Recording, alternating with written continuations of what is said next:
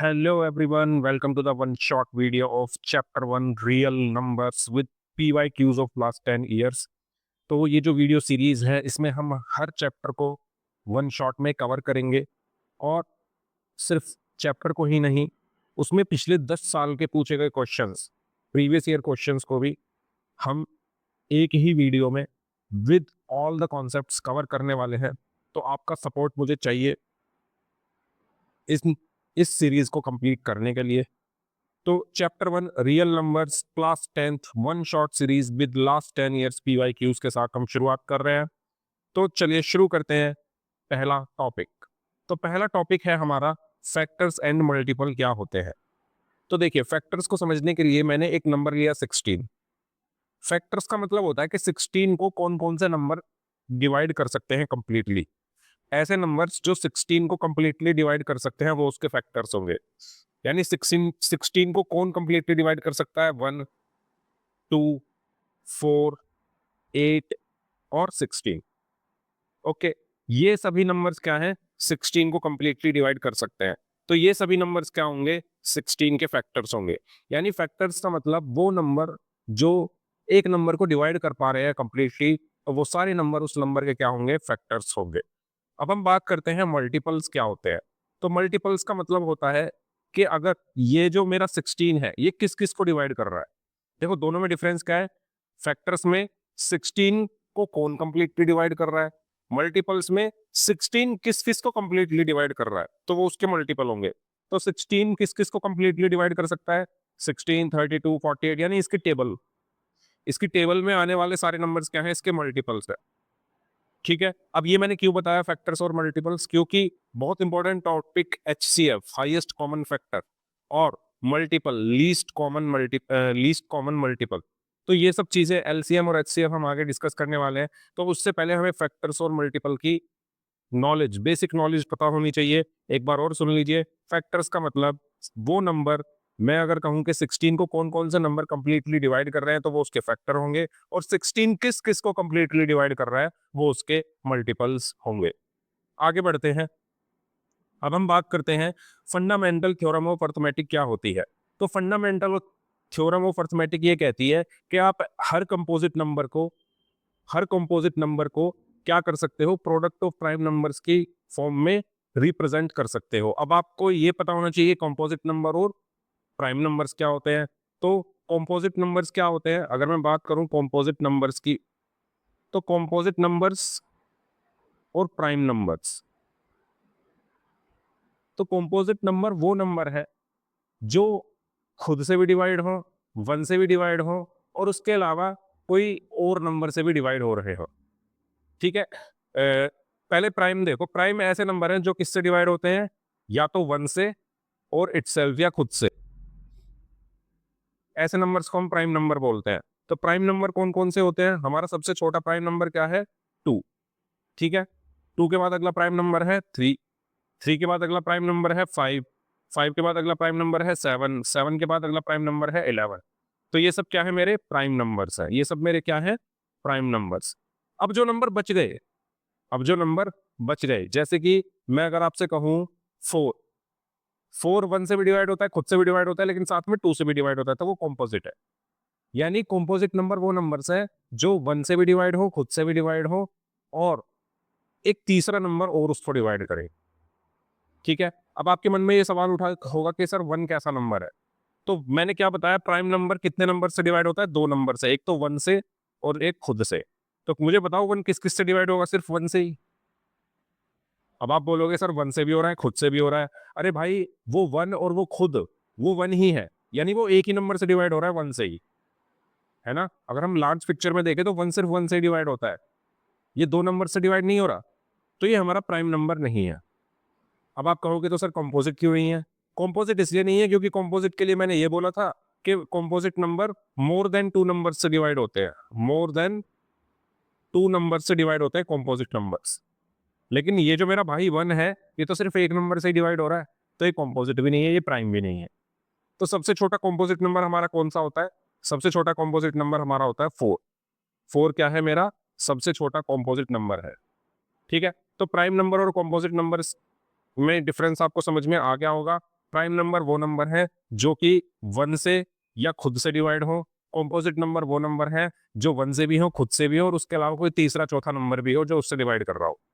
फिर मैंने बताया सबसे छोटा प्राइम नंबर मेरा 2 होता है, क्योंकि वो 1 और खुद से डिवाइड होता है। 3 1 और खुद से डिवाइड होता है। 5 1 और खुद से डिवाइड होता है। 7 1 और खुद से डिवाइड होता है। 11 1 और खुद से ही डिवाइड होता है। फिर आपके मन में सवाल आया कि 1 प्राइम क्यों नहीं है? 1 प्राइम इसलिए नहीं है क्योंकि मैंने ये बताया कि प्राइम नंबर 2 नंबर से डिवाइड होता है, एक तो 1 से और एक खुद से। ये जो बेचारा 1 है ये सिर्फ 1 से डिवाइड हो रहा है, और ये खुद 1 ही है, तो मतलब इन द लार्ज पिक्चर ये 1 1 से डिवाइड हो रहा है, 2 नंबर से डिवाइड नहीं हो रहा, प्राइम नहीं है। और कॉम्पोजिट मैंने ये बताया था कि वो कम से कम 3 नंबर से तो डिवाइड हो, तो ये तो सिर्फ 1 से ही हो रहा है, तो ना ये प्राइम है ना ही ये कॉम्पोजिट है। ओके, अब आते हैं अपनी फंडामेंटल थ्योरम ऑफ अर्थमेटिक पे। तो फंडामेंटल थ्योरम ऑफ अर्थमेटिक ये कहती है कि आप हर प्राइम नंबर को एक्सप्रेस कर सकते हैं प्रोडक्ट ऑफ प्राइम नंबर्स में। आप हर एक कॉम्पोजिट नंबर्स को, every composite number can be expressed as a product of primes, यानी हर कॉम्पोजिट नंबर को आप एक्सप्रेस कर सकते हो as a product of prime में। And this factorisation is unique. ये जो फैक्टराइजेशन होता है ये क्या होता है? यूनिक। यूनिक का मतलब सबसे अलग, मतलब हर कॉम्पोजिट नंबर के लिए अलग आपको प्रोडक्ट ऑफ प्राइम नंबर्स मिलेगा। ऐसा नहीं कि दो अलग अलग कॉम्पोजिट नंबर पे आपको सेम प्रोडक्ट ऑफ प्राइम मिल रहा है। एग्जाम्पल के लिए मैंने एक कॉम्पोजिट लिया फॉर एग्जाम्पल 12, ठीक है, और एक कंपोजिट लिया फॉर एग्जांपल 16। तो 12 को मैं प्राइम फैक्टराइजेशन की फॉर्म में कैसे लिख सकता हूँ? 2 इंटू 2 इंटू 3। और 16 को क्या लिख सकता हूँ? 2 इंटू 2 इंटू 2 इंटू 2। तो इस एग्जाम्पल से समझो, ये एक कॉम्पोजिट नंबर है, मैंने इसको as a prime number, product of prime number से क्या किया? एक्सप्रेस किया। ये एक कॉम्पोजिट नंबर है, मैंने इसको प्रोडक्ट ऑफ प्राइम नंबर में क्या किया? एक्सप्रेस किया। तो पहली लाइन क्लियर हुई, every composite number can be expressed as a product of primes. तो ये दोनों कॉम्पोजिट नंबर को मैंने प्राइम नंबर्स के फॉर्म में क्या किया? एक्सप्रेस किया। And this factorisation is unique. ये जो फैक्टराइजेशन है देखो दोनों नंबर्स की यूनिक है। ऐसा नहीं है कि 12 और 16 या किन्हीं भी दो कॉम्पोजिट नंबर्स की जो प्राइम फैक्टराइजेशन होंगे वो सेम होंगे, ऐसा नहीं होगा। वो दोनों क्या होंगे? यूनिक होंगे, अलग अलग होंगे। जैसा कि यहाँ पर 2 इंटू 2 इंटू 3 है, यहाँ का 2 इंटू 2 इंटू 2 इंटू 2 है। उसके बाद apart from the order in which the prime factors occur. हाँ, हम इनके ऑर्डर को चेंज करके बोल सकते हैं। हम ये बोल सकते हैं कि 2 इंटू 2 इंटू 3 को आप तुम ये लिख सकते हो 3 इंटू 2 इंटू 2, या ये लिख सकते हो 2 इंटू 3 इंटू 2। ठीक है, तो आप ऑर्डर को आगे पीछे कर सकते हो। ठीक है, आप ऑर्डर को क्या कर सकते हो? आगे पीछे कर सकते हो। उसके बाद है the fundamental theorem of arithmetic says that every composite number can be factorized as product of primes. ये मैंने आपको बता दिया। The prime factorization is a natural, एक second, the the prime factorization is a natural number. The prime factorization of a natural number is unique. ये भी मैंने आपको बता दिया कि ये जो प्राइम फैक्टराइजेशन है वो यूनिक है, except for the order of its factors. हाँ, हम इसके ऑर्डर्स के जो फैक्टर्स के ऑर्डर है उनको आगे पीछे कर सकते हैं, उसको छोड़कर क्या है? हर नंबर का जो प्राइम फैक्टराइजेशन होगा वो क्या होगा? एक यूनिक आपको नंबर्स मिलेंगे, unique product of prime numbers आपको मिलेगा। ठीक है, तो ये थी हमारी fundamental theorem of arithmetic. Okay, आगे बढ़ते हैं। अब हम बात करते हैं एलसीएम एंड एचसीएफ के बारे में। तो हम एलसीएम और एचसीएफ कैसे निकालते हैं, एक एग्जांपल की हेल्प से मैं यहाँ पर आपको समझाने की कोशिश करूंगा। तो जैसे कि क्वेश्चन ये है कि आपको निकालना है find the LCM and HCF of 6 and 20 by the prime factorisation method. तो कैसे निकालेंगे? मैंने 6 के प्राइम फैक्टराइजेशन किए, 2 3 जा 6, 3 1 जा 3। मैंने 20 के प्राइम फैक्टराइजेशन किए, 2 10 जा 20, 2 5 जा 10, 5 1 जा 5। मैं 6 को क्या लिखूंगा? मैं 6 को लिखूंगा 2 इंटू 3। ठीक है, और 20 को मैं क्या लिखूंगा? 2 इंटू 2 इंटू 5। या अब मैं इसको पावर की फॉर्म में लिख लेता हूँ। 6 को मैं क्या लिख सकता हूँ? 2 raise to the power 1 into 3 raise to the power 1। और 20 को मैं क्या लिख सकता हूँ? 2 raise to the power 2 into 5 raise to the power 1। अब मैं आपको जो तरीका बता रहा हूँ उसको ध्यान से सुनना। जब भी आपको एलसीएम या एचसीएफ निकालना हो तो आप ये देखो कि इन दोनों नंबर्स में या 3 नंबर्स में या 4 नंबर्स में कितने भी नंबर्स से एलसीएम एचसीएफ अगर आपके पास निकालने के लिए आए, तो आप ये देखिए इन दोनों में कौन सी चीज ऐसी है जो कॉमन है और कौन सी ऐसी है जो कॉमन नहीं है। तो देखो 2 कॉमन है और 3 इसमें है, इसमें नहीं है। तो जिसमें 3 नहीं है वहां पर आप 3 लिखो और उसकी पावर लगा दो 0। ठीक है, इसमें 5 है, इसमें 5 नहीं है, तो उसमें 5 लिखो और उसकी पावर लगा दो 0। ऐसा क्यों? क्योंकि भाई 5 रेज टू द पावर 0 ये आपने पढ़ा होगा, किसी भी नंबर की पावर 0 का मतलब होता है 1। एक्सपोनेंट में आपने ये प्रीवियस क्लासेस में पढ़ा होगा कि किसी भी नंबर की पावर 0 का मतलब क्या होता है 1। यानी मैं इसमें अगर 1 की मल्टीप्लाई कर दूं तो कुछ फर्क थोड़ी पड़ा। इसमें मैंने 1 की मल्टीप्लाई कर दी तो कुछ फर्क थोड़ी पड़ा। 3 रेज टू द पावर 0 मतलब 1। अगर मैं 1 की मल्टीप्लाई इसमें कर दूं कुछ फर्क पड़ा। इसमें मैंने 1 की मल्टीप्लाई की, कुछ फर्क पड़ा नहीं पड़ा। ठीक है, अब हम बात करते हैं एलसीएम की। तो बताओ पहले क्या निकाले, पहले एलसीएम ही निकाल लेते हैं। तो ध्यान रखना, एलसीएम में आ रहा है एल। एल मतलब लीस्ट, लीस्ट मतलब कम। आपको उल्टा चलना है। आपको ये देखनी है कि इन सभी प्राइम नंबर्स की सबसे मैक्सिमम पावर क्या है। एलसीएम में क्या देखते हैं? Maximum power. और एचसीएफ में क्या देखते हैं? Minimum power. एलसीएम में क्या देखते हैं? एल का मतलब कम होता है, लेकिन उल्टा चलना है, मैक्सिमम पावर। एचसीएफ में क्या देखते हैं? Minimum power. ठीक है, देखो कैसे मैं एलसीएम निकालता हूं। पहले एलसीएम में मैं देखूंगा 2 की मिनिमम पावर कितनी है। 2 raise to the sorry, LCM में देखते हैं मैक्सिमम। तो 2 की मैक्सिमम पावर कितनी है? 2। तो एलसीएम में लिखेंगे 2 रेज टू दी पावर 2। 3 की मैक्सिमम पावर कितनी है? 3 की मैक्सिमम पावर कितनी है? 0 और 1 में से 1, तो लिखेंगे 3 रेज टू दी पावर 1। 5 की मैक्सिमम पावर कितनी है? 1। तो एलसीएम कितना आया? 2 raise to the power 2, 4 into 3 into 5, यानी एलसीएम आया 60। एचसीएफ में हम क्या देखते हैं? Minimum power. 2 की मिनिमम पावर इन दोनों में कितनी है? 2 की मिनिमम पावर है 2 raise to the power 1 into 3 की minimum power 3 raise to the power 0 into 5 की minimum power 5 raise to the power 0। तो ये बना 2 raise to the power 1 into 1 into 1। तो ये क्या बना? 2। तो हमारे आंसर क्या है? हमारा जो एलसीएम आया है वो आया है 60, और जो हमारा एचसीएफ आया है वो आया है। ये ट्रिक है एलसीएम और एचसीएफ निकालने की, और बोर्ड एग्जाम्स में 100% एक दो क्वेश्चन इसमें से पूछ लिए जाते हैं, और वो हम करने भी वाले हैं। ठीक है, तो चलिए पीवाई क्यूज की तरफ चलते हैं। पीवाई क्यूज ऑफ 2016 से लेकर 2026 तक एलसीएम और एचसीएफ पर जो भी क्वेश्चन पूछे गए हैं वो अब हम कर रहे हैं। तो ये क्वेश्चन पूछा गया था बोर्ड एग्जाम्स में 2024 में, जो आपकी स्क्रीन पर है। 2024 का ये क्वेश्चन, इसमें बोला गया है if two positive integers p and q can be expressed as p is equal to 18a square b raised to the power 4। तो लिख लेते हैं p कितना है? p is equal to 18a square b raised to the power 4 and q is equal to 20a cube b square। q is equal to 20a cube b square। Okay, क्या बोल रहा है? बोल रहा है where a and b are prime numbers। a और b क्या है हमारे? a and b are prime numbers।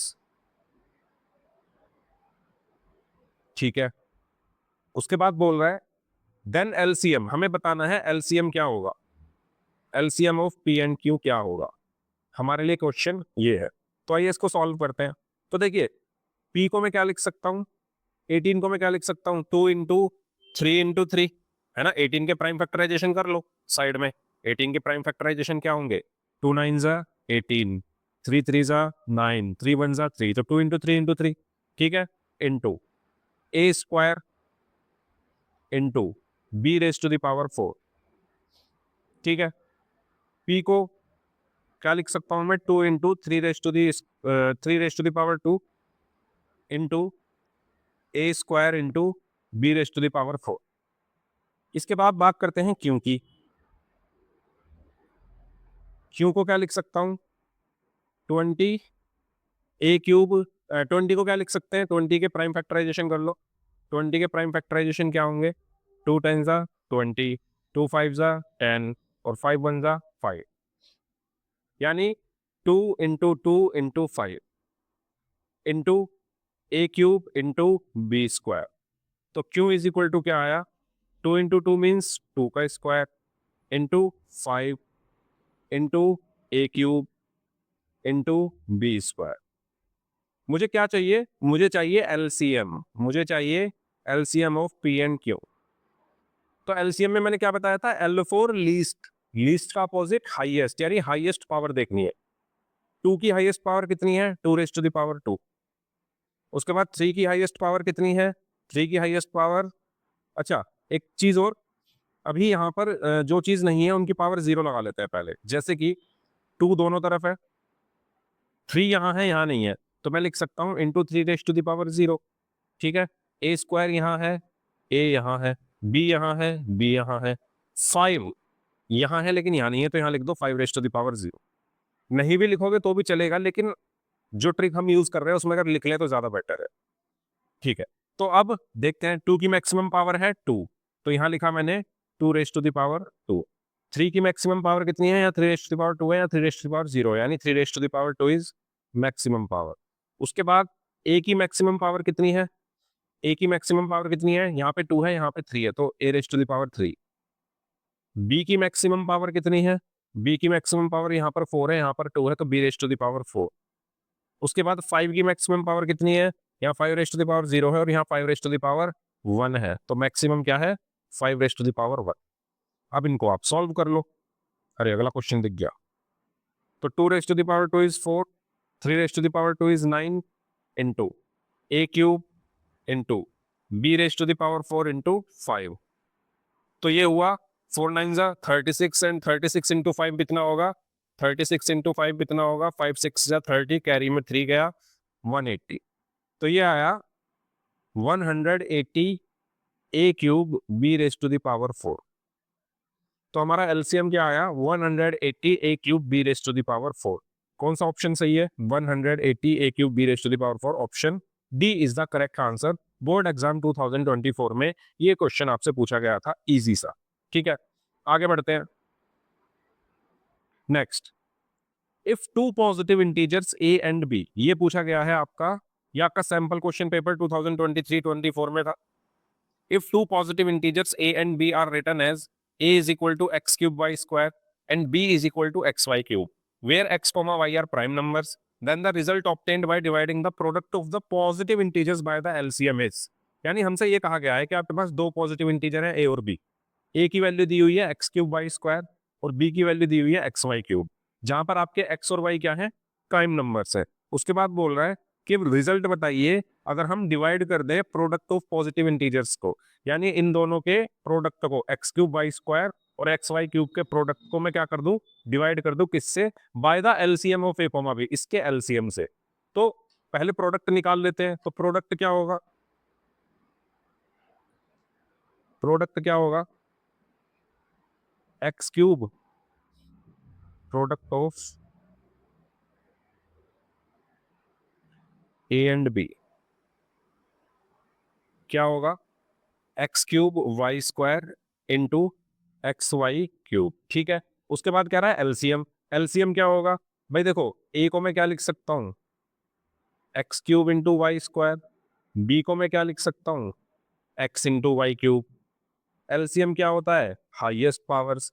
तो इसमें x की हाईएस्ट पावर 3 है, y की हाईएस्ट पावर भी 3 है, तो एलसीएम क्या आया, x³ y³। ये पूछ रहा है कि इन दोनों को डिवाइड कर दो, रिजल्ट क्या आएगा, इन दोनों को डिवीजन, इन दोनों के डिवीजन का रिजल्ट क्या होगा।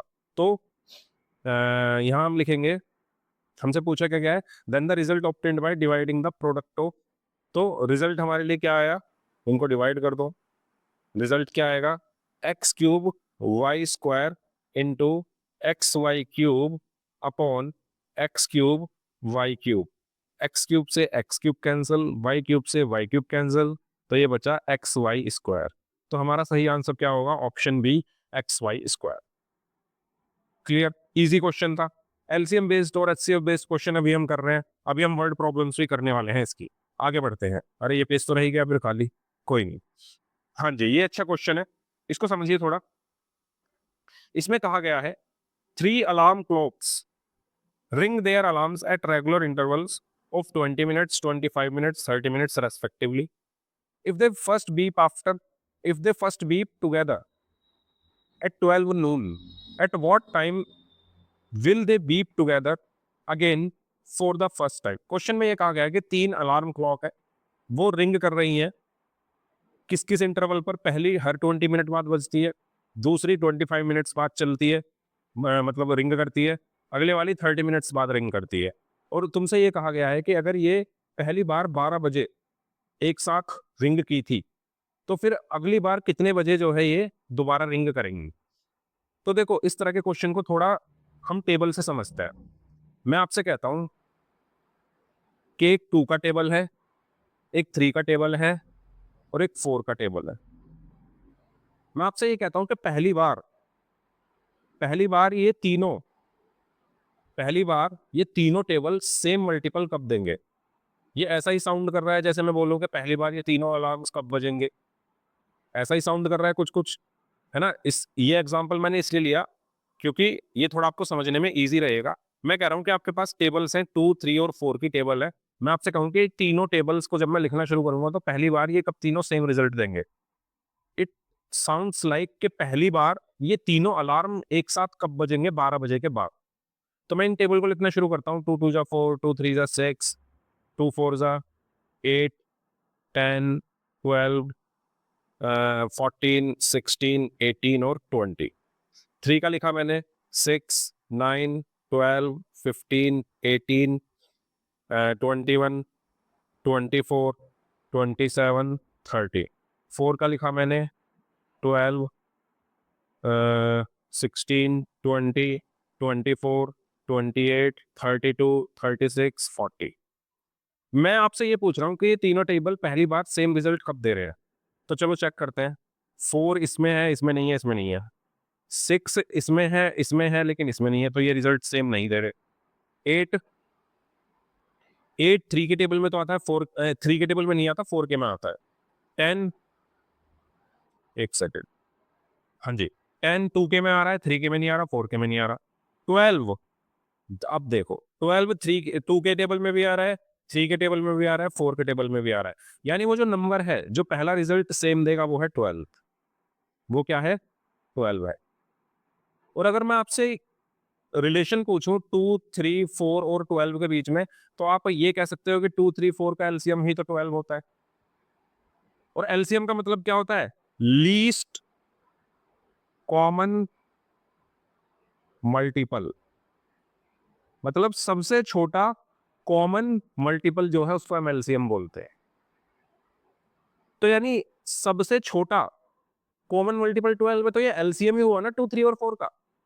यानी अभी अगर मैं इसी कॉन्सेप्ट को इस अलार्म वाले क्वेश्चन में लगा दूं और मैं ये कह दूं कि अगर मैं इन तीनों का लीस्ट कॉमन मल्टीपल पता कर लूं, यानी वो नंबर पता कर लूं कि जहां पर ये तीनों एक साथ 20, 25 और 30 का टेबल एक साथ जहां पे मिलेगा, तो वही नंबर होगा जहां पर मैं कह दूंगा कि ये अलार्म एक साथ बजेंगे।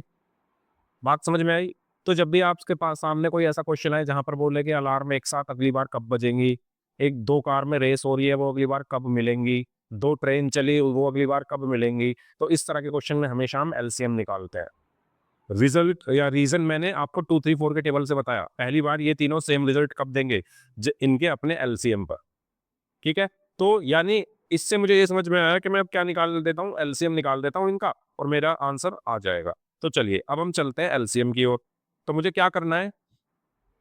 20 मिनट, 25 मिनट और 30 मिनट का एलसीएम, यानी 20, 25 और 30 का एलसीएम मुझे निकालना है। तो 20 के फैक्टर्स, प्राइम फैक्टराइजेशन, 2 10 जा 20, 2 5 जा 10, 5 1 जा 5, 25 के 5 5 जा 25, 5 1 जा 5, 30 का 15, 3 5 जा 15 और 5 1 जा 5।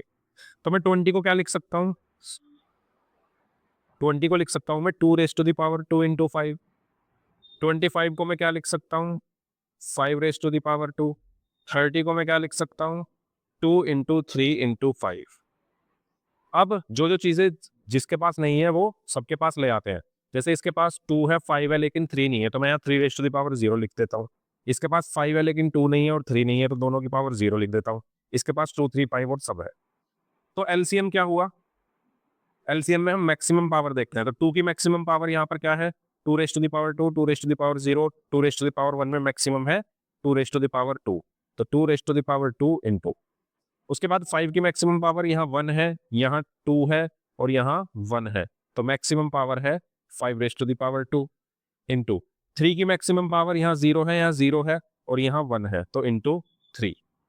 तो एलसीएम कितना आ गया? एलसीएम आ गया मेरा 4 इंटू 25 इंटू 3 और ये आया 300। और ये क्या थे? मिनट्स में थे, ये सब डेटा मिनट्स में था, तो 300 मिनट्स। यानी आफ्टर 300 मिनट्स, आफ्टर 12 बजे के बाद, आफ्टर 300 मिनट्स ये जो अलार्म है तीनों एक साथ बजेंगे। अब मुझे जो ऑप्शन है वो पीएम में दिए हुए हैं, तो मैं इन 300 मिनट्स को आवर्स में चेंज कर लेता हूँ। तो कैसे चेंज करूंगा मैं? मुझे पता है कि 60 मिनट्स में 1 आवर होते हैं, 60 मिनट्स में 1 आवर होते हैं, तो 1 मिनट में कितने आवर होंगे? 1/60 आवर होंगे। तो 300 मिनट्स में कितने होंगे? 1/60 इंटू 300 यानी 5 आवर्स होंगे। यानी 5 घंटे बाद, 6×5 = 30, यानी 5 घंटे बाद, यानी 12 बजे से 5 घंटे बाद, यानी 5 PM पर ये जो हमारे अलार्म्स हैं एक साथ बजेंगे। 5 PM यानी ऑप्शन सी, बोर्ड एग्जाम 2021 का एक क्वेश्चन। अच्छा क्वेश्चन था, मैंने आपको पूरा इसको कॉन्सेप्ट के साथ क्लियर कराया कि एलसीएम निकाला क्यों है, मैंने टेबल से इसको रिलेट करके आपको दिखाया है। ठीक है, चलिए आगे बढ़ते हैं। नेक्स्ट क्वेश्चन, ये सैंपल क्वेश्चन पेपर में का क्वेश्चन है। इसमें कहा गया है if the HCF of 144 and 180 is expressed in the form of 13m-16, find the value of m। इसमें ये कह रहा है कि आप एचसीएफ निकालो इन दोनों का, और वो किसके इक्वल है? 13m-16 के। तो पहले एचसीएफ निकाल लेते हैं। तो एचसीएफ निकालने के लिए 144 के प्राइम फैक्टराइजेशन किए, 72, 36, 18, 9, ओके, 2 2 4 2 8 2 16, हाँ ठीक है। इसके बाद 180 के प्राइम फैक्टराइजेशन किए, 290, 245, 315, 3551, ठीक है। यानी 144 को मैं क्या लिख सकता हूँ? 2 × 2 × 2 × 2 यानी 2⁴ इंटू 3 × 3 यानी 3⁴2। 180 को मैं क्या लिख सकता हूँ? 2 × 2 × 2, 3 × 3 यानी 3⁴2 इंटू 5 यानी 5⁴1। ऊपर 5 नहीं है तो अपनी तरफ से लगा दो, लेकिन पावर में 0। क्यों? क्योंकि किसी की भी पावर 0 1 होती है, और अगर मैं किसी नंबर में 1 का मल्टीप्लाई करूँ तो कुछ फर्क नहीं पड़ता। अब मैं क्या देखूंगा? मुझे निकालना है क्या? एचसीएफ। मुझे क्या निकालना है? HCF of 144 and 180। तो एचसीएफ में हम देखते हैं lowest power of every prime number. Lowest power of 2 कितनी है? 2⁻²। तो ये आया 2⁻²। इसमें लोएस्ट पावर कितनी है?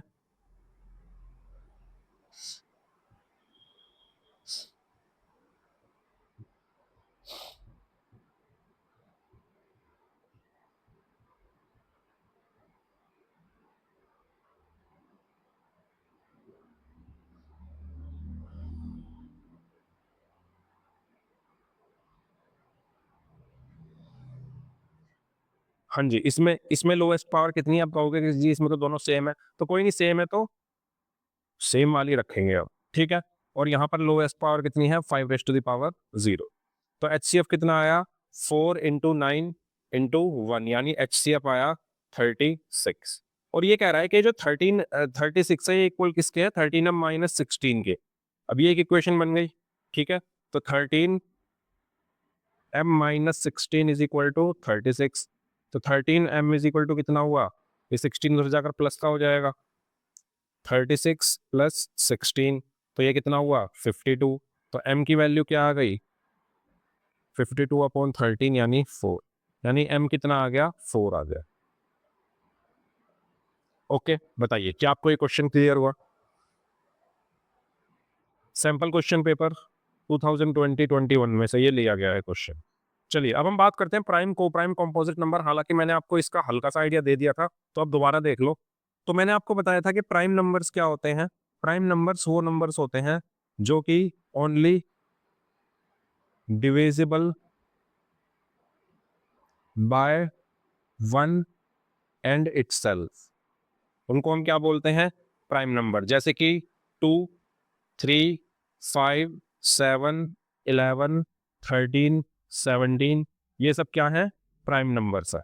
उसके बाद नेक्स्ट कॉम्पोजिट नंबर्स क्या होते हैं? कॉम्पोजिट नंबर्स वो नंबर्स होते हैं जो कि divisible by 1 itself and as well as, या एंड की जगह 1 comma itself as well as other number, as well as other number. Okay, तो सबसे छोटा कॉम्पोजिट नंबर मैंने आपको अभी बताया था, कौन सा होता है? 4 होता है।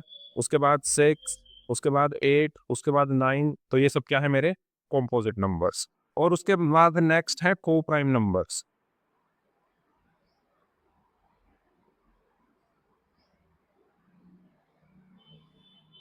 तो को प्राइम नंबर्स वो नंबर्स होते हैं जिनका HCF 1 हो। पेयर ऑफ नंबर्स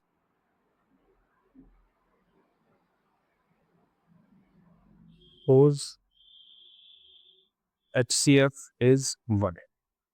ठीक है, एग्जाम्पल के लिए मैं अगर आपको कहूं 3 और 8, ये दोनों क्या है? को प्राइम नंबर्स है, क्योंकि इनका HCF जब आप निकालोगे तो वो 1 आएगा। ठीक है, और को प्राइम नंबर को आप एक तरीके से और डिफाइन कर सकते हो कि को प्राइम नंबर्स वो नंबर है, ऐसे पेयर ऑफ नंबर्स जो सेम टेबल में ना आ रहे हो। जैसे 3 और 8, 3 3 के टेबल में आता है, लेकिन 8 3 के टेबल में नहीं आता। ऐसे ही 8 2 के टेबल में आता है, लेकिन 3 2 के टेबल में नहीं आता। 8 4 के टेबल में आता है, लेकिन 3 4 के टेबल में नहीं आता। 8 8 के टेबल में आता है, लेकिन 3 8 के टेबल में नहीं आता। यानी दो नंबर सेम टेबल में नहीं आने चाहिए, वो को प्राइम है। या तो ऐसे बोल दो, या सिंपल ऐसे बोल दो कि भाई जिनका HCF 1 होता है उनको हम को प्राइम नंबर्स बोलते हैं। ओके, तो ये थे हमारे प्राइम, कॉम्पोजिट और को प्राइम। अब जो मैंने आपको एक चीज बताई कि 1 कैसा नंबर है, 1 ना तो प्राइम होता है और ना ही कॉम्पोजिट होता है। रीजन मैं आपको ऑलरेडी शुरू में बता चुका हूं, क्योंकि प्राइम नंबर दो नंबर से डिवाइड होते हैं, 1 से और खुद से। 1 सिर्फ 1 से ही डिवाइड हो रहा है, और जो खुद है वो भी 1 ही है। तो यानी 1 इन द लार्ज पिक्चर सिर्फ एक ही नंबर से डिवाइड हो रहा है, तो इसलिए ये प्राइम नहीं है। कॉम्पोजिट नंबर वो नंबर्स होते हैं जो दो से ज्यादा नंबर से डिविजिबल होते हैं। तो 1 तो सिर्फ एक ही नंबर से डिविजिबल है, वो है 1 से, तो ये कॉम्पोजिट भी नहीं है। तो सबसे छोटा प्राइम नंबर 2 होता है, सबसे छोटा कॉम्पोजिट नंबर 4 होता है। ये चीज आपको ध्यान रखनी है। इस पर बोर्ड एग्जाम में क्वेश्चन पूछा जा चुका है, जो कि हम आगे करेंगे भी। तो प्राइम, कॉम्पोजिट और को प्राइम नंबर्स आपके सामने ये रहे। आगे बढ़ते हैं। जैसे ये क्वेश्चन पूछा गया है 2020-21 में, find the LCM of the smallest 2 digit composite number and smallest composite number. अब यहाँ पर अगर आप कॉम्पोजिट नंबर पता है क्या होता है तो आप इस क्वेश्चन को कर पाएंगे, अदरवाइज नहीं कर पाएंगे। तो मैंने अभी अभी आपको बताया, इसमें मुझे क्या चाहिए? एलसीएम चाहिए। किसका एलसीएम चाहिए? 2 डिजिट कॉम्पोजिट नंबर जो कि सबसे छोटा है। तो सबसे छोटा 2 डिजिट का कॉम्पोजिट नंबर 10 हो गया। ठीक है, और स्मॉलेस्ट कॉम्पोजिट नंबर क्या होता है? 4 होता है। ये मैंने आपको अभी बताया। तो हमें क्या निकालना है? 10 और 4 का एलसीएम। अब इस क्वेश्चन के अंदर कुछ नहीं बचा। अगर आपको कॉम्पोजिट नंबर पता थे तो ये क्वेश्चन हो गया, नहीं पता थे तो आप इसको नहीं कर पाते। तो 10 को मैं क्या लिख सकता हूँ? डायरेक्ट लिख रहा हूँ 2 इंटू 5। और 4 को मैं क्या लिख सकता हूँ? 2 raise to the power 2 into 5 raise to the power 0। LCM में हम हाईएस्ट पावर देखते हैं, तो 2 की हाईएस्ट पावर 2 है, 5 की हाईएस्ट पावर 1 है। तो हमारा एलसीएम कितना आ गया? 20 आ गया। इन दोनों में 2 की हाईएस्ट पावर 2 है तो वो लिखी, 5 की हाईएस्ट पावर 1 है तो वो लिखी। 2 2 जा 4 5 जा 20। क्लियर? आगे बढ़ते हैं। ये पेज भी बेचारा खाली रह गया। चलिए, नेक्स्ट क्वेश्चन है, if a and b are two coprime number से 2021 बोर्ड एग्जाम में पूछा गया है कि अगर ए और बी को प्राइम नंबर है, को प्राइम नंबर जिनका HCF 1 होता है, then a cube and b cube are. तो आप कोई भी दो को प्राइम नंबर्स लेके देखो, फिर देखो क्या होता है। तो को प्राइम नंबर्स मैंने लिए, 2 ले लिया एक तो, और 2 और 5 ले लिया। ये क्या है? को प्राइम है। क्यों है को प्राइम?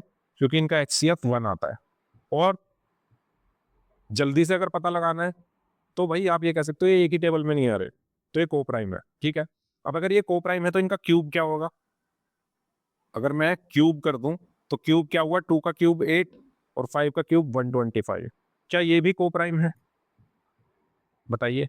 आपसे ये पूछा गया है कि को प्राइम होंगे, को प्राइम नहीं होंगे, इवन होंगे या ऑड होंगे। तो इवन और ऑड तो वैसे ही कट गए। हम यहाँ पर एक पेयर की बात कर रहे हैं, तो पेयर में एक इवन एक ऑड आ रहा है, तो ये तो हम आंसर दे नहीं सकते सी और डी। प्राइम और नॉट को प्राइम में से दे सकते हैं। तो आप बताओ क्या 8 और 125 का HCF 1 आता है या नहीं आता? तो HCF आप निकाल के देख सकते हो। तो 8 को आप लिख सकते हो 2⁻3, ठीक है। 125 को आप लिख सकते हो 5⁻3। यहाँ पर 5 नहीं है तो 5⁻0, 2 नहीं है तो 2⁻0। HCF में हम मिनिमम पावर देखते हैं, तो 2 की मिनिमम पावर क्या है, 2⁻0। तो 2⁻0 इंटू 5 की मिनिमम पावर 5⁻0, और 1 इंटू 1 क्या आया, 1। तो HCF हमारा क्या आ रहा है, 1 ही आ रहा है, यानी ये दोनों को प्राइम है, यानी option A is the correct answer. Board exam 2021 में ये क्वेश्चन पूछा गया था। आगे बढ़ते हैं। बोर्ड 2024 का ये question, show that the number 5 into 11 into 17 plus 3 into 11 is a, ये क्या है, कॉम्पोजिट नंबर है, ये शो करना है। तो कैसे शो करेंगे, देखिए इस इन दोनों टर्म्स में आपको 11 कॉमन दिख रहा है, तो 11 कॉमन आ गया, तो अंदर कितना बचा, 5 इंटू 17 प्लस 3, ठीक है। अब 11 क्या है, इसका मल्टीपल है, इस पूरे नंबर का 11 मल्टीपल है, इसका मतलब यही तो हुआ कि पूरा नंबर 11 से डिवाइड हो जाएगा, ये पूरा नंबर क्या होगा, 11 से डिवाइड हो जाएगा। क्या आप ये बात समझ पा रहे हैं, क्योंकि यहाँ 11 मल्टीप्लाई में है, तो मतलब ये 11 से अगर डिवाइड कर दो तो ये पूरा हो जाएगा ना, हो जाएगा या नहीं हो जाएगा।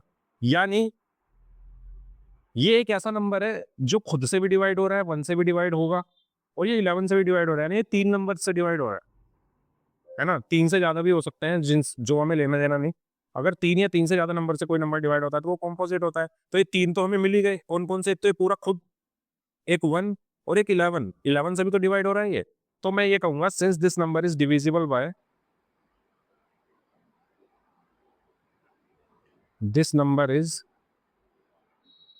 divisible by 1 itself as well as 11. So the number is composite number. So the number is composite number. Okay. तो ये इजी सा क्वेश्चन 2 मार्क्स का 2024 बोर्ड एग्जाम में पूछा गया था। आगे चलते हैं। अब आगे जो हम पढ़ने वाले हैं वो है relation between HCF and LCM of two numbers. तो ये आपको रिजल्ट याद रखना है कि दो नंबर्स का अगर आप HCF निकालो और उनका LCM निकालो, उनका जो मल्टीप्लीकेशन है वो उन दोनों नंबर्स के प्रोडक्ट के इक्वल आता है, ठीक है। ये आपको रिमेंबर, ये आपको क्या रखना है, रिमेंबर, यानी याद रखना है इसको, इंपॉर्टेंट। क्या first number into second number is equal to LCM into HCF, उन दो नंबर्स का HCF और LCM का प्रोडक्ट इक्वल होता है उनके, उन्हीं दोनों नंबर्स के प्रोडक्ट के, ठीक है। तो इस पर क्वेश्चंस डायरेक्ट पूछे जाते हैं बोर्ड एग्जाम में। आइए देखते हैं कैसे कैसे क्वेश्चंस इसमें पूछे गए हैं। तो पहला क्वेश्चन बोर्ड 2019 में ये पूछा गया था। इसमें कहा गया है कि अगर HCF of 336,54 is 6 and LCM of, अच्छा ये हमें निकालना है, LCM ऑफ 336,54 का LCM बताओ क्या होगा। तो सिंपल चीज, ये मेरा फर्स्ट नंबर है, ये मेरा सेकंड नंबर है, ठीक है। तो अभी अभी मैंने पढ़ा कि HCF ऑफ, अगर मैं चलो इसको A बोल दूं और इसको B बोल दूं, तो मैंने पढ़ा अभी कि HCF of A comma B into LCM of A comma B is equal to A into B। तो HCF of A comma B कितना आ रहा है, 6, LCM of A comma B निकालना है, और A की जगह मैंने रखा इन दोनों नंबर्स को, A और B की जगह। A की वैल्यू कितनी है 336, B की वैल्यू कितनी है 54, ट्रांसपोज किया तो LCM of 336,54 is equal to 336 into 54 upon 6। इसको काटा, 6 9 जा 54, 9 की मल्टीप्लाई की, 9 6 जा 54, कैरी में 5 गया, 9 3 जा 27 और 5 32, कैरी में 3 गया, 9 3 जा 27 प्लस 3 इज 30। तो 3024 इज आवर आंसर। तो बोर्ड एग्जाम में ये क्वेश्चन पूछा गया था, जिसका आंसर कितना आया है 3024। बताइए। ओके, चलिए आगे बढ़ते हैं नेक्स्ट क्वेश्चन की तरफ।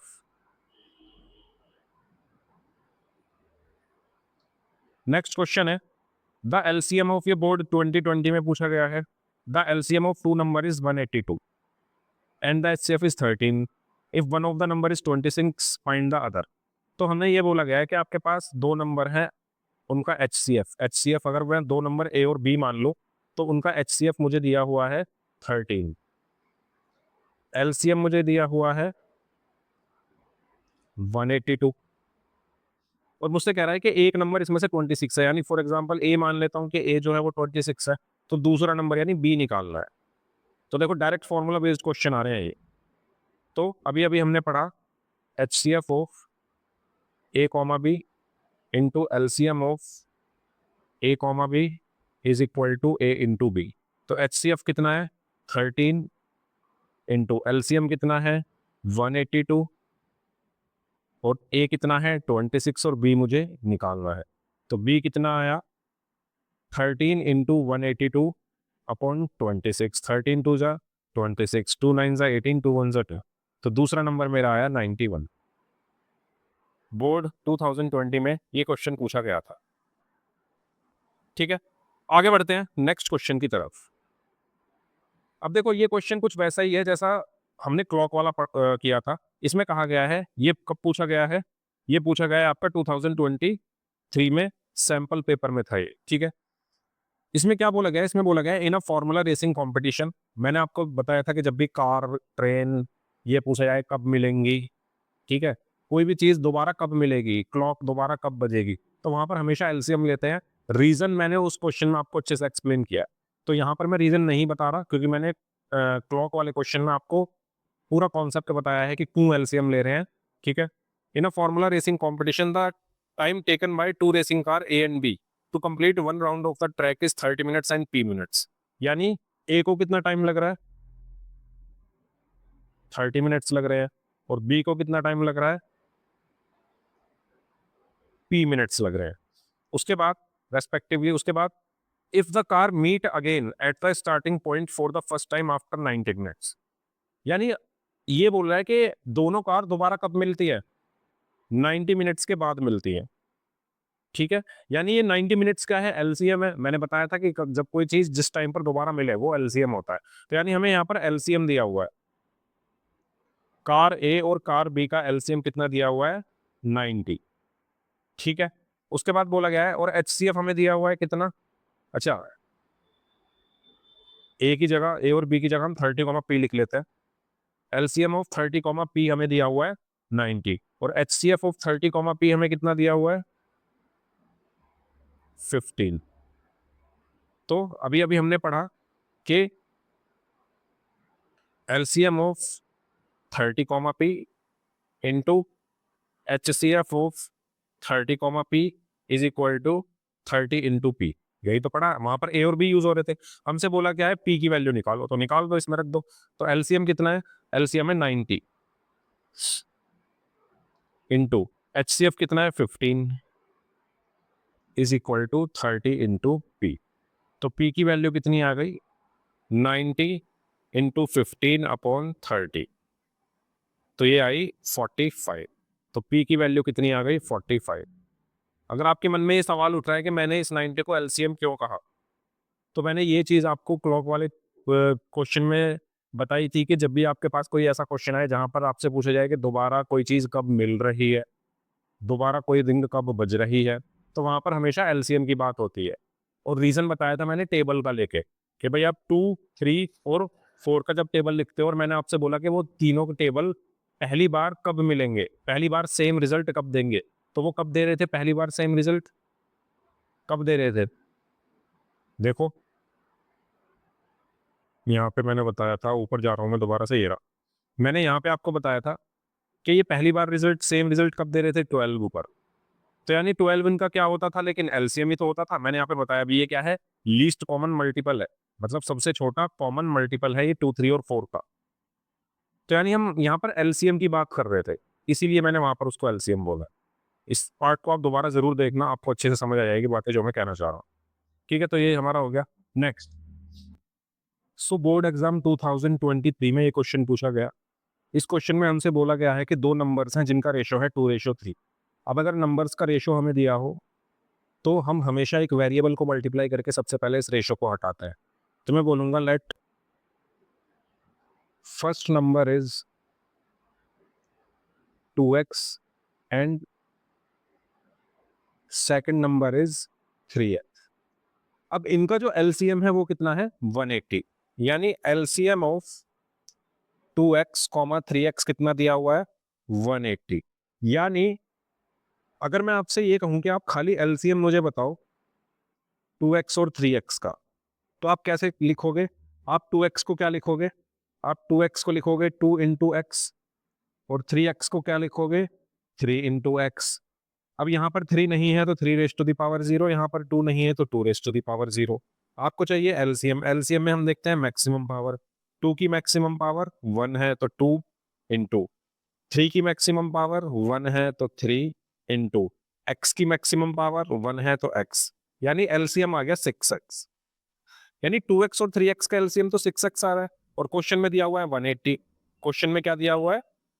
क्वेश्चन में दिया हुआ है 180। तो यानी मैं कह सकता हूं कि 6x इज इक्वल टू 180। यानी x इज इक्वल टू कितना होगा? 180 अपॉन 6 यानी 30। तो यानी x की वैल्यू हमारी क्या आ गई? 30 आ गई। अब अगर x की वैल्यू 30 आ गई है तो अब आप फॉर्मूला लगाइए, LCM into HCF is equal to, first number क्या है? अच्छा, एक काम करते हैं, फर्स्ट नंबर चलो यहां रख लेते हैं 2x, और सेकंड नंबर क्या है? 3x। एलसीएम कितना है? 180। एचसीएफ मुझे निकालना है 2x। 2x कितना होगा? x की वैल्यू 30 है तो यानी 60, तो यहाँ पे आ गया 60। 3x कितना होगा? x की वैल्यू 30 इंटू 3 90, तो 0 से 0 कैंसिल। तो H C F is equal to कितना आया? 60 इंटू 9 अपॉन 18। 3 6 जा 18, 3 3 जा 9, 6 10 जा 60, तो ये कितना आ गया? 30। तो एच सी एफ हमारा कितना आया? 30। उम्मीद करता हूं आपको ये क्वेश्चन समझ में आ गया होगा। इन अ टीचर्स वर्कशॉप, ये 2024 3 marks board exam. In a teachers workshop the number of teachers teaching French, Hindi and English are 48, 80 and 144 respectively. Find the minimum number of rooms required if each room if in each room the same number of teachers are seated and all of them are of the same subject. अब देखो इस question में ध्यान से क्या बोला गया है।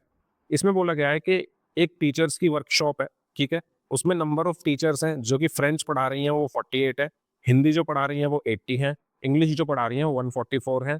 ठीक है, आपको मिनिमम नंबर ऑफ रूम्स बताने हैं। क्या बताना है? Minimum number of rooms, minimum number of teachers नहीं बताने।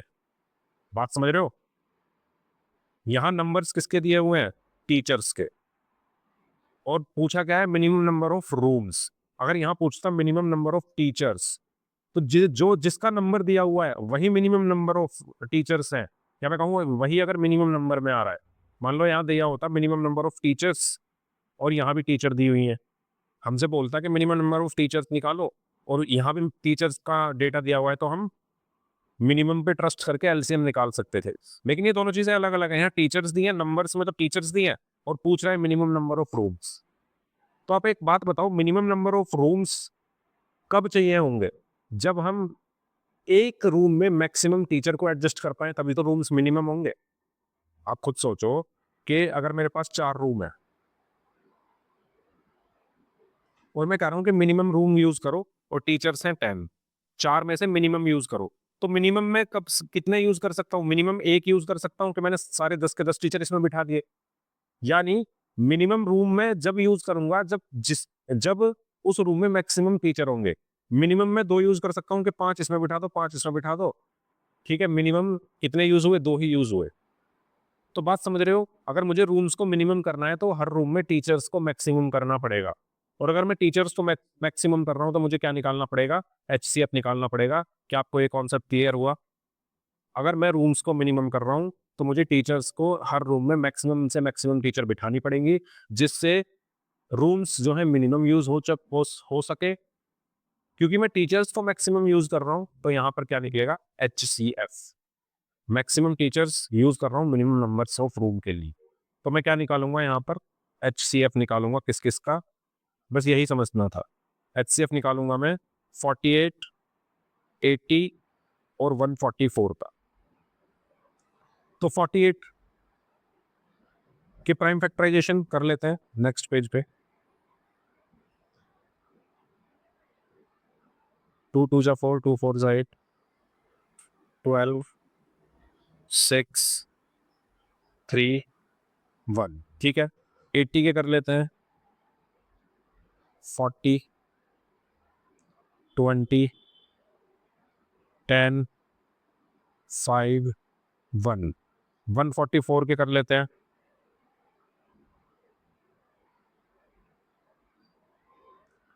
36, 18, 9, ठीक है। 48 इज इक्वल टू क्या होगा, 2 raise to the power 1 2 3 4 into 3 raise to the power 1। 80 को क्या लिखूंगा, 2 raise to the power 4 into 3 है ही नहीं इसमें तो 0 इंटू 5, और इसमें 5 नहीं है तो 5 रेज टू द पावर 0। 144 को क्या लिखूंगा, 2 raise to the power 1 2 3 4 into 3 raise to the power 2, और 5 नहीं है तो 5 रेज टू द पावर 0। मैं क्या निकाल रहा हूँ, HCF क्यों निकाल रहा हूँ, क्योंकि मुझे maximum number of teacher adjust करनी है मिनिमम नंबर्स ऑफ रूम को यूज करने के लिए। तो HCF में हम लेते हैं मिनिमम पावर्स। तो 2 की मिनिमम पावर्स कितनी है, यहाँ पर 4 ही है, तो 2 raise to the power 4 into 3 की मिनिमम पावर 0 है, 3 raise to the power 0 into 5 की मिनिमम पावर 0 है, 5 रेज टू द पावर 0। तो ये आया 16। तो 16 मेरा क्या आया, HCF आया। अब मैं आपको एक चीज आपको यहाँ ध्यान रखनी है, ये जो HCF आया ये किसका है, ये आई है नंबर ऑफ टीचर्स, ये आई है नंबर ऑफ टीचर्स। मैंने क्या बताया, मैं क्या निकाल रहा हूँ कि मैक्सिमम टीचर कितनी एक रूम में कितनी डालनी पड़ेंगी, 16। तो रूम कितने यूज होंगे, तो नंबर ऑफ रूम्स कितने यूज होंगे, नंबर ऑफ रूम्स रिक्वायर्ड। तो उसके लिए हम क्या करेंगे, एक रूम में कितनी टीचर आ सकती हैं, 16। भाई ये इसका मतलब क्या है कि मैक्सिमम 16 टीचर एक रूम में डाल सकता हूं मैं, ठीक है। तो एक रूम में अगर 16 डाल रहा हूँ, टीचर कितनी है, तो 48 टीचर्स तो थी किसकी, फ्रेंच की। 80 टीचर्स थी किसकी, हिंदी की। और 144 टीचर किसकी थी, मैथ्स की, सॉरी इंग्लिश की। तो ये है टोटल टीचर। और एक रूम में कितनी टीचर आ सकती हैं, 16। एक रूम में कितनी टीचर्स आ सकती हैं, 16। तो इनको सॉल्व करके मुझे नंबर ऑफ रूम्स मिल जाएंगे। तो यार 8 और 4 12, 4 और 8 12 और 4 16 और 1 17, तो आ जाएगा 272 अपॉन 16, और 16 1 जा 16 तो 70, ठीक है। यानी मुझे टोटल कितने रूम्स चाहिए होंगे, 17 रूम्स रिक्वायर्ड होंगे। क्या आपको ये बात क्लियर हुई, ये अच्छा क्वेश्चन था। इसमें मैंने पहले क्या निकाला, मैंने कहा कि मिनिमम नंबर ऑफ रूम्स के लिए मुझे टीचर्स को मैक्सिमम एडजस्ट करना पड़ेगा। तो मैक्सिमम एक रूम में 16 टीचर आ सकती हैं, टोटल टीचर थी इतनी, एक रूम में 16 आ सकती है, तो रूम कितने चाहिए, 70। आगे बढ़ते हैं, अब हम बात करते हैं इर्रेशनल नंबर्स के बारे में। इर्रेशनल नंबर्स क्या होते हैं, तो इर्रेशनल नंबर एक ऐसा नंबर होता है जिसको हम पी अपॉन क्यू के फॉर्म में नहीं लिख सकते, जहां पर पी और क्यू क्या होते हैं, इंटीजर्स, और जो क्यू है वो 0 नहीं हो सकता। इर्रेशनल नंबर्स क्या होते हैं, ऐसे numbers which can not be written in p upon q form. जैसे कि मैंने लिखा √2, तो √2 को मैं पी अपॉन क्यू जैसा लिखने की कोशिश भी करूं तो ये इंटीजर नहीं है, ये इंटीजर नहीं है, तो ये कैसा नंबर है, एक इर्रेशनल नंबर। ये कैसा नंबर है, इर्रेशनल नंबर है। आप कह रहे हो कि मैंने इसको पी अपॉन क्यू लिख दिया, लेकिन भाई साफ साफ लिखा हुआ है कि पी और क्यू क्या है, इंटीजर्स है। ये इंटीजर थोड़ी है, √2 इंटीजर थोड़ी होता है। तो ये कैसा है, इर्रेशनल नंबर। मैंने लिखा √3, तो √3 को आप √3 अपॉन 1 लिख सकते हो, पी अपॉन क्यू जैसा दिख रहा है, लेकिन कंडीशन ये है कि पी और क्यू इंटीजर होने चाहिए। तो क्या ये इंटीजर है √3, नहीं। तो ये भी कैसा नंबर है, इर्रेशनल नंबर है। तो एक ऐसा नंबर जिसको हम पी अपॉन क्यू की फॉर्म में नहीं लिख सकते, जहां पर पी और क्यू क्या है, इंटीजर्स है, और क्यू जो है वो 0 नहीं हो सकता। आगे बढ़ते हैं। तो ये मोस्ट इंपॉर्टेंट क्वेश्चंस हर साल पूछे जाते हैं। आप देख सकते हो 2019 में पूछा गया, 2020 में पूछा गया, 2015, 19, 23 सैंपल पेपर में। यानी फेवरेट क्वेश्चन है बोर्ड का। तो आइए इसको देखते हैं। इसमें बोला गया है prove that root 3 is a rational irrational number, prove that root 5 is an irrational number, और prove that root 2 is an irrational number. तो मैं कोई एक प्रूव कर देता हूँ, बाकी दो आप अपने आप खुद से कर सकते हैं। तो इस क्वेश्चन को करने का स्टेप 1 क्या है? स्टेप 1 ये है कि आप एज्यूम कर लो कि ये एक रैशनल नंबर है। ठीक है, हमें उल्टा लेकर चलना है। हमसे ये कह रहा है कि प्रूव करो ये एक इररेशनल नंबर है, प्रूव करो कि ये रूट 3 एक इररेशनल नंबर है। लेकिन मैं कह रहा हूँ कि आप उल्टा मानकर चलो, आप मान के चलो कि रूट 3 एक रैशनल नंबर है। तो मैंने कहा let root 3 is a rational number. अब अगर रूट 3 एक रैशनल नंबर है तो मैं इसको पी अपॉन क्यू की फॉर्म में लिख सकता हूं, where P and Q are co prime numbers, where P and Q are co prime numbers. अब मैंने क्या किया, दोनों तरफ स्क्वायर कर दिया।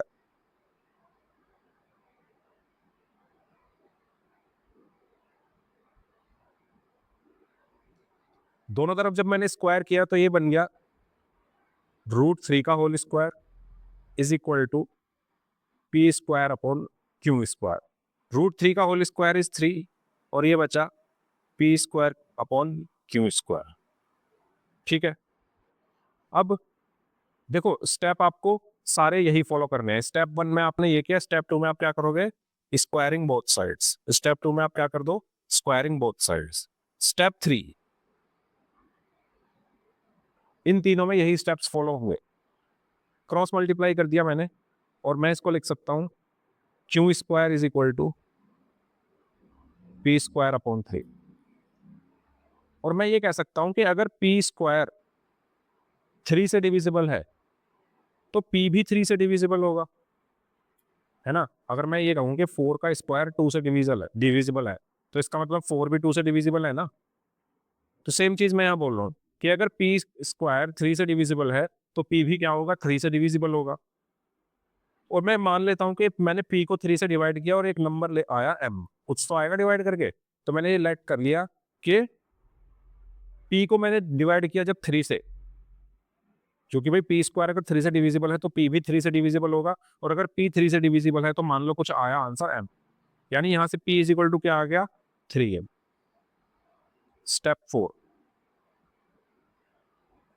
इस P is equal to 3m को उठा के आप रख दो कहां पे, इस वाली इक्वेशन में, फर्स्ट वाली में। इसको मैं फर्स्ट बोल देता हूँ, फर्स्ट स्टेप में आपको रख देना है। तो ये बन गया root 3 is equal to 3m upon q. Again फिर से क्या कर दो, squaring both sides, S B S. तो ये क्या बन गया, स्टेप 4,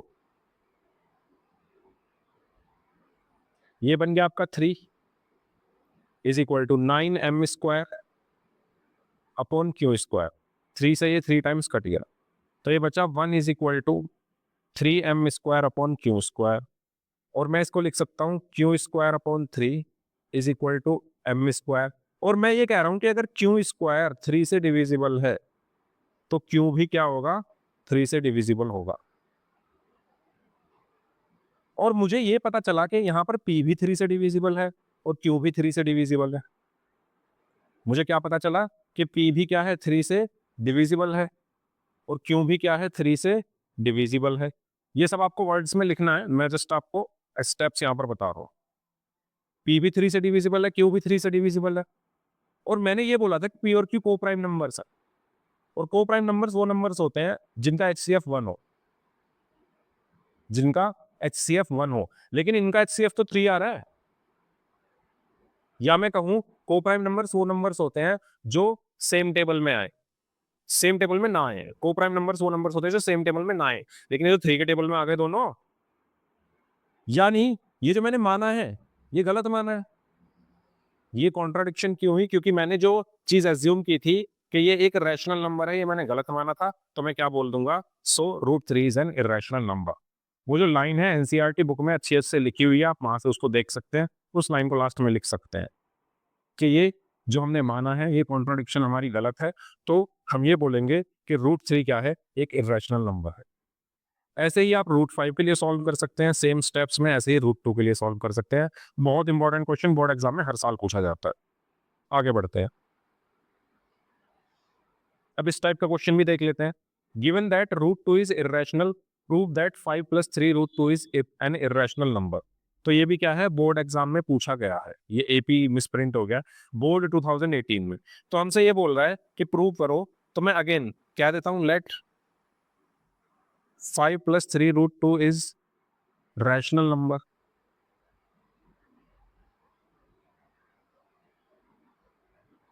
ठीक है, और अगर ये एक रैशनल नंबर है तो मैं इसको P/Q की फॉर्म में लिख सकता हूं।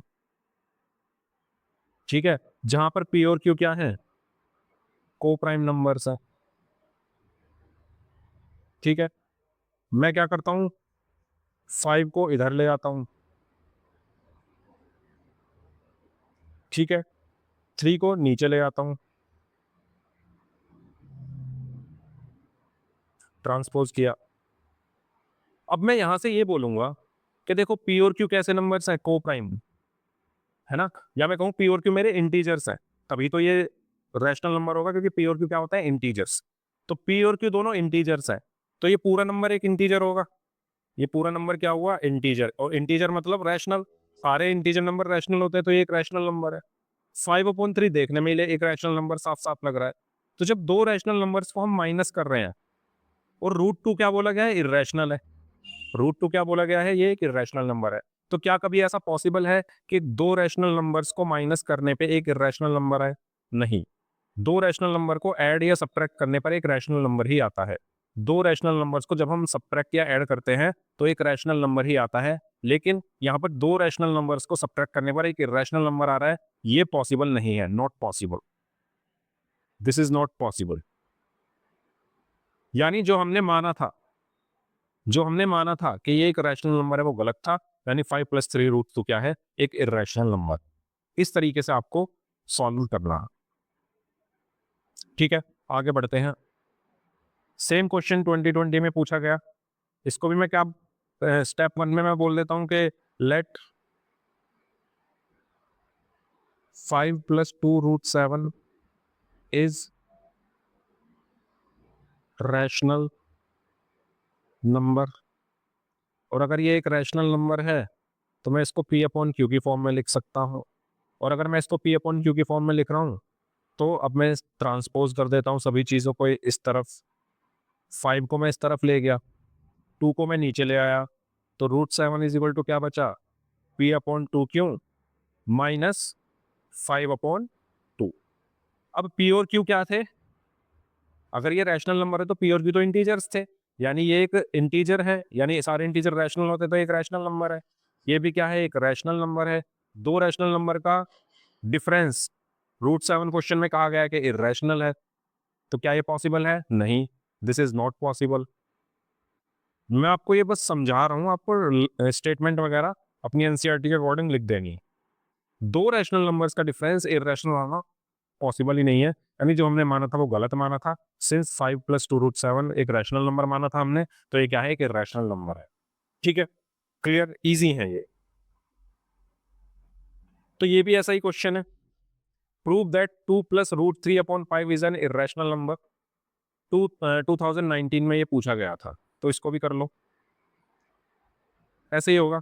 तो पहले तो आप लिख देना कि 2 + √3/5 को मैंने क्या मान लिया, रैशनल मान लिया। और अगर ये रैशनल है तो इसको मैं P/Q जैसा लिख सकता हूँ। सबको इधर ले आओ, बस √3 को उधर छोड़ दो, तो मैं डायरेक्ट कर रहा हूँ, तो ये बचेगा 5P/Q -2। ये क्या है, एक रैशनल नंबर है। ये क्या है, एक रैशनल नंबर है। दो रैशनल नंबर का डिफरेंस ये क्वेश्चन में कहा गया है इरेशनल, पॉसिबल नहीं है। तो हमने जो माना था वो गलत माना था, तो ये क्या है, हमारे लिए एक इरेशनल नंबर। ठीक है, आगे बढ़ता है। Next, a fruit vendor has 900 apples and 945 oranges. Board 2016 का question, 5 marks. He packs them into baskets. Each basket contains only one of the two fruits, but in equal numbers. Find the number of fruits to be put in each basket in order to have the minimum number of baskets. सारा question छोड़ो, direct यहाँ आ जाओ. Minimum number of basket दी है और number क्या दिया हुआ है, फ्रूट्स का. बस जो मैंने आपको पीछे वाले क्वेश्चन में बताया था कि अगर आपको जो चीज मिनिमम दी है, नंबर्स भी वही दिए हुए हैं, तो मिनिमम के अकॉर्डिंग चलो. अगर नंबर्स डिफरेंट है तो मत चलो. तो इसमें बोला गया है कि मिनिमम नंबर ऑफ बास्केट है और फ्रूट्स इतने हैं. ठीक है, तो मिनिमम नंबर ऑफ बास्केट मुझे कब मिलेगी, जब मैक्सिमम नंबर ऑफ फ्रूट्स में उसमें डाल पाऊंगा. यानी मैं इन दोनों को क्या निकाल दूंगा, मैक्सिमम नंबर ऑफ फ्रूट्स मैं एक बास्केट में कितने डाल सकता हूँ. यानी HCF निकाल देता हूँ. तो मैं निकालूंगा यहाँ पर HCF ऑफ 990 एंड 945. ठीक है, इनका HCF में क्या करूंगा, निकालूंगा. तो HCF कैसे निकालेंगे, वो मैंने आपको तरीका बताया हुआ है HCF निकालने का. तो निकालते हैं. इसके प्राइम फैक्टराइजेशन कीजिए. तो 2 4 जा 8, 2 9 जा 18, 2 5 जा 10 और 3 1 जा 3,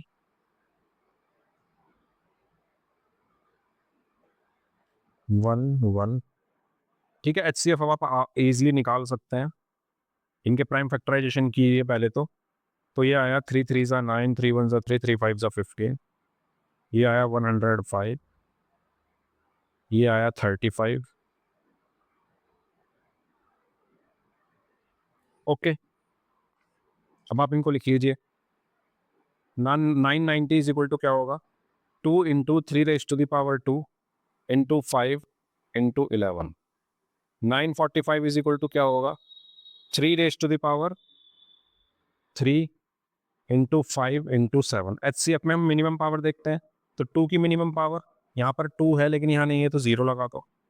5 है, 11 नहीं है तो 11 की भी 0 लगा दो.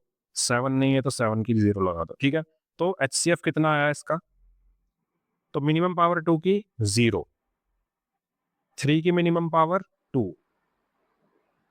5 की मिनिमम पावर 5 की मिनिमम पावर 1, 11 की मिनिमम पावर 0, 7 की मिनिमम पावर 0. ठीक है, तो हमारा HCF आया, ये तो 1 हो गया, इंटू 9 इंटू 5 और ये 1, तो 45. ठीक है, तो यानी 45. क्वेश्चन में क्या पूछा गया, find the number of fruits to be put in each basket. तो नंबर ऑफ फ्रूट्स यानी हर बास्केट में कितने फ्रूट्स में रख सकता हूँ मैक्सिमम, तो कितने रख सकता हूँ, 45 फ्रूट्स में मैक्सिमम रख सकता हूँ. अच्छा, मिनिमम मैक्सिमम का फंडा समझ में आ रहा है. मिनिमम बास्केट तभी यूज होंगे जब उसमें एक बास्केट में मैं मैक्सिमम फ्रूट रखा हूँ. तो मैक्सिमम फ्रूट के लिए, क्योंकि फ्रूट्स मुझे दिए हुए हैं, जो नंबर दिया हुआ है वो किसका दिया हुआ है, फ्रूट्स का. और मैक्सिमम फ्रूट्स के ऊपर क्या आ रहा है, मैक्सिमम आ रहा है. तो मैक्सिमम के लिए मैंने HCF निकाल दिया. तो ये थोड़ा सोचना है आपको. ठीक है, ये ट्रिक्स आपके लिए हमेशा काम करेगी. आप ये देखो, जो नंबर दिया हुआ है, क्या क्वेश्चन में वही चीज पूछी गई है. अगर उससे अपोजिट चीज पूछी गई है तो काम भी अपोजिट करो. ओके, आगे बढ़ते हैं. अच्छा, ये ठीक है, तो ये क्वेश्चन है, can the number 6 raise to the power n where n is a natural number end with the digit 5 give reasons. ठीक है, बोर्ड 2015. और इसी को दूसरे तरीके से बोर्ड 2023 में पूछा गया कि 6 raise to the power can not be end with digit 0 for any natural number. ठीक है, तो दोनों काम करके देख लेते हैं. देखो, 6 raise to the power n, आप एक चीज समझो, कोई भी नंबर 5 से एंड या 0 से एंड कब होगा. अच्छा, क्वेश्चन में क्या पूछा गया, क्वेश्चन में ये पूछा गया है कि क्या 6 raise to the power n, जहां पर n एक नेचुरल नंबर है, यानी n की वैल्यू में 1 2 3 4 5 कुछ भी रखूं, क्या नंबर 5 से एंड होगा. फिर दूसरे में पूछा गया है कि क्या नंबर 0 से एंड होगा. तो मैं दोनों ही कंडीशन बता रहा हूँ कि जब नंबर 5 से एंड होने की कंडीशन क्या है. अगर मैं 5 से एंड होने वाले नंबर कौन कौन से हैं, 5 है ना, 15, ठीक है, 25.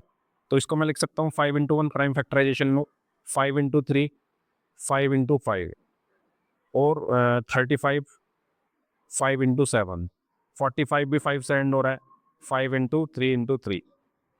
तो आप इस पूरे प्रोसेस में एक चीज नोटिस करो कि जो भी नंबर 5 से एंड हो रहे हैं उन सब में क्या आ रहा है, उन सब में मल्टीप्लाई क्या हो रहा है, उन सब में एक नंबर जो कॉमन मल्टीप्लाई हो रहा है वो क्या हो रहा है, 5 हो रहा है, यानी 5 फैक्टर है उनका, ठीक है।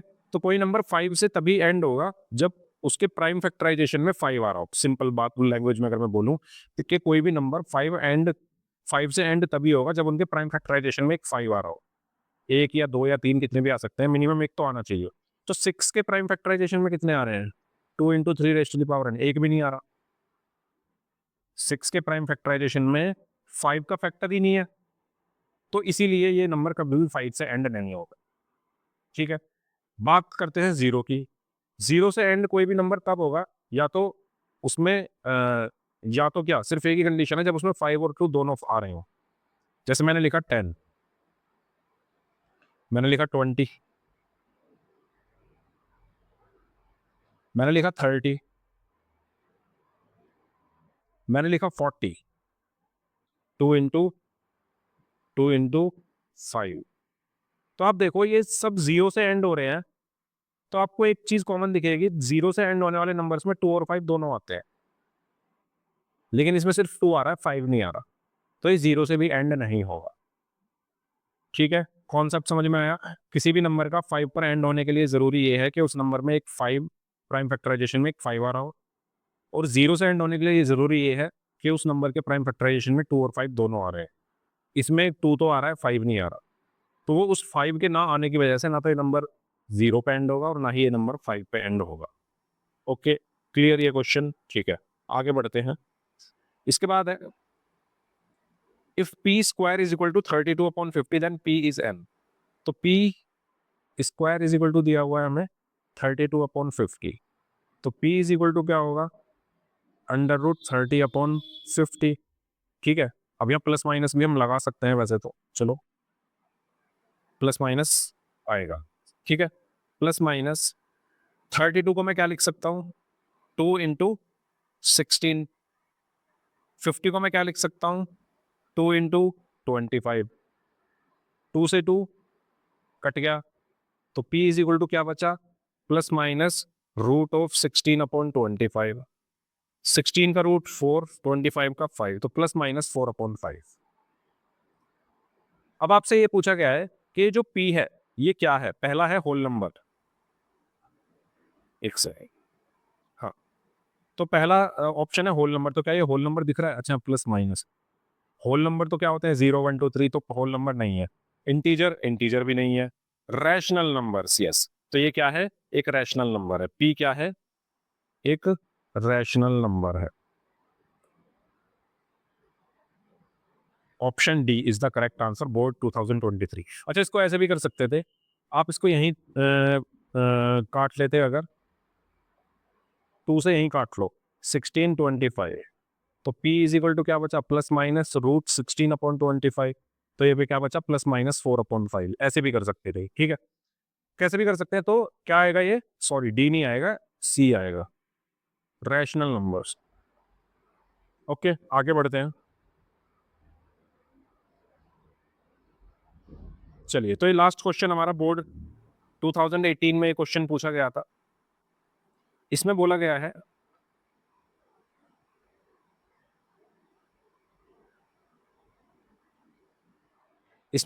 है कि 2√45 + 3√20/2√5। आपको इसको सिंप्लीफाई करना है, right whether on simplified it gives an rational number और इरेशनल नंबर, ठीक है। आपको ये बताना है कि ये थोड़ी मिसप्रिंट हुआ है यहाँ पे, आपको इसको सिंप्लीफाई करके ये बताना है कि रैशनल नंबर होगा या इरेशनल नंबर होगा। तो कैसे करेंगे, आइए देखते हैं। तो सबसे पहले √45 के प्राइम फैक्टराइजेशन कर लेते हैं। √45 के प्राइम फैक्टराइजेशन होंगे 3 × 3 × 5 प्लस 3। √20 के प्राइम फैक्टराइजेशन क्या होंगे, 2 × 2 × 5 डिवाइडेड बाय 2√5, ठीक है। इनकी पेयरिंग हो गई, बाहर आ गया, तो ये बचा 2 × 3√5 प्लस इनकी पेयरिंग हो गई, बाहर आ गया, ये बचा 3 × 2√5 अपॉन 2√5। 2 3 जा 6 रूट 5 प्लस 3 2 जा 6 रूट 5 अपॉन 2 रूट 5. 6 रूट 5 प्लस 6 रूट 5 इज 12 रूट 5 अपॉन में 2 रूट 5. रूट 5 से रूट 5 कटा तो ये बचा 12 अपॉन 2 यानी ये बचा 6. और 6 कैसा है? एक रैशनल नंबर. ठीक है, तो 6 कैसा है? एक रैशनल नंबर है. सो फाइनली हमने पिछले 10 साल के जो क्वेश्चन है वो सारे खत्म किए हैं. कॉन्सेप्ट पढ़ा है सर क्वेश्चन के पीछे का. उम्मीद करता हूँ आपको वीडियो अच्छी लगी होगी, मेरी मेहनत आपको अच्छी लगी होगी. अगर आपको वीडियो अच्छी लगी है तो प्लीज़ अपने फ्रेंड्स के साथ इसको शेयर कीजिए. और अगर आपके कोई भी डाउट है तो कमेंट सेक्शन में ज़रूर बताइए. मिलते हैं नेक्स्ट वीडियो में सेकंड चैप्टर के साथ, PYQs और कॉन्सेप्ट्स के साथ. तब तक के लिए सभी लोग अपना ध्यान रखें. Bye bye everyone, take care.